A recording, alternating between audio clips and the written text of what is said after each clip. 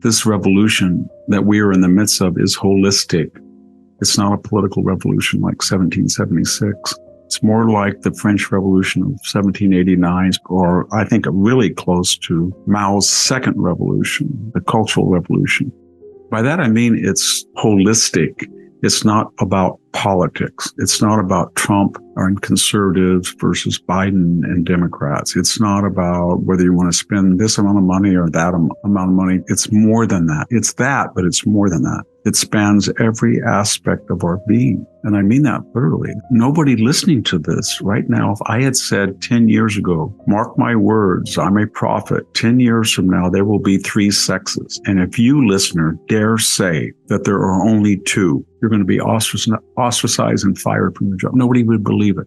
If I said 10 years ago, we're going to ban cooktops that run on natural gas heaters, and we're going to ban V8 engines very quickly because we have to transition by forcing the middle class to take a big hit on green energy. No one would believe it. If I said to you professors, if you professors get up in class and you say that you want the border closed, or you believe that biological men should not compete in female sports, or if you say the case has not been made that government has the ability without catastrophic results in a cost-benefit analysis to address climate change, you're going to lose your job.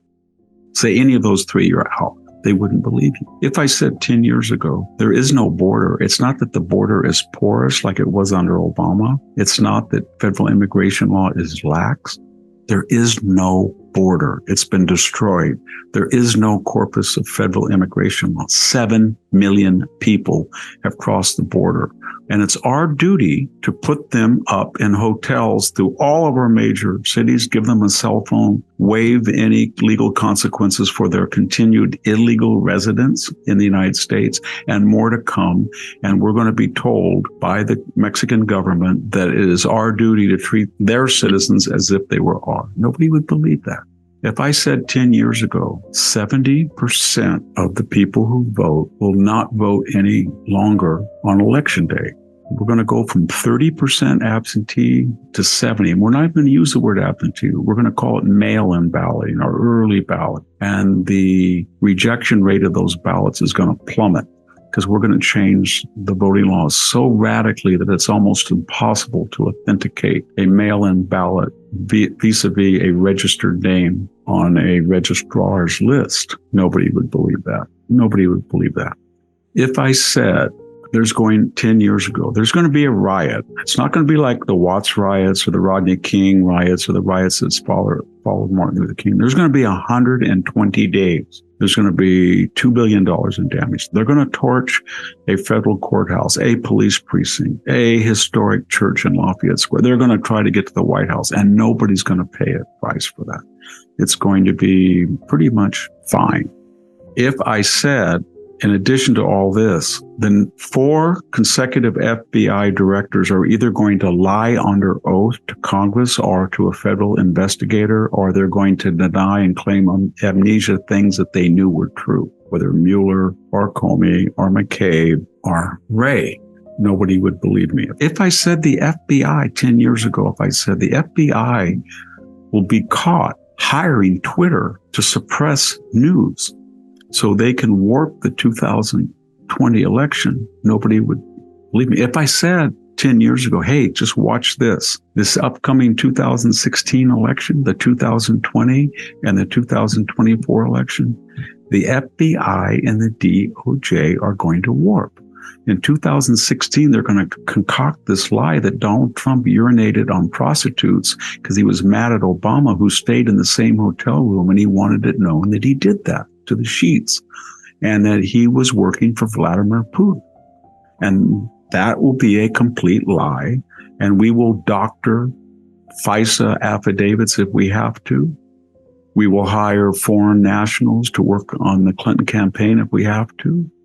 We will do anything we have to. Nobody would believe it. If I said in 2020, the candidate for president's son, who's committed several felonies, many of which in action and in medias rebus are on the computer.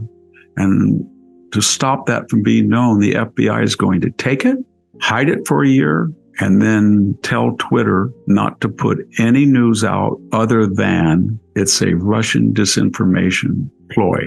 It's not authentic, even though nobody would believe it. If I were to say 10 years ago, they're going to indict an ex-president of the United States for taking out documents that there was a dispute over, or for overvaluing his real estate in New York, or for having Stormy Daniels sign a non-disclosure that he probably had some tawdry relationship with, or that he made a phone call to the Attorney General in Georgia complaining that he thought that the voting wasn't going right, looking and directing him or asking him to go look for things, which the Attorney General refused. And he was going to be tried, not impeached again because he's out of office, but tried, and looking at 500 likely indictment. Nobody would believe it.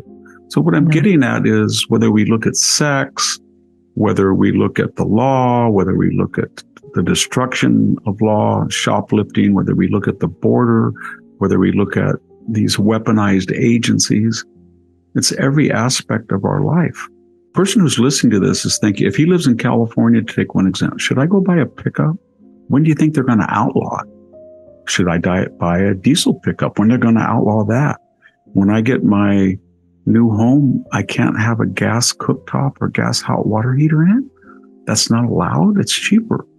No, you can't. Could we close the border? No, we can't close the border. No. You don't understand. The country has changed in the 10 years. It's in the middle of a cultural revolution, and it affects everything. If I had said 10 years ago, hey, did you see a rerun the other night of Kill a Mockingbird? Oh yeah, I love that movie. Gregory Peck, it was so great. Did you know it was racist? No, you don't understand. It was a courageous movie talking about the evils of race. No. It was white supremacy, white paternalism, and we're going to ban that book. Are you insane? And you know what we're not going to ban? We're not going to have graphic novels in K through 8 libraries. We're not going to ban that because we need to discuss the normative toxic family model. So nobody would believe any of this. And there's certain people who are that you wouldn't think. I mean, I'm not a big fan of Bill Maher, but man, he's saying it like it is. I can't believe it.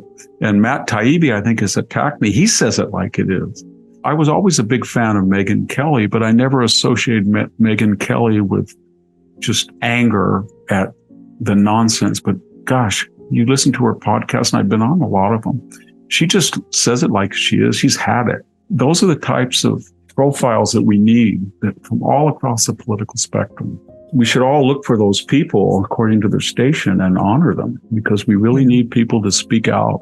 Doesn't matter what party, it doesn't matter what ideology. Just this country has so much potential. I mean, it's got everything: farmland, fuel, great military, and we're destroying it. This can't go on. You can't take a city like San Francisco and destroy it, or homeless people defecating in front of people, or people walking out with stuff that you own in your own store and you can't do anything about it. It can't go on. And we need people to call it out.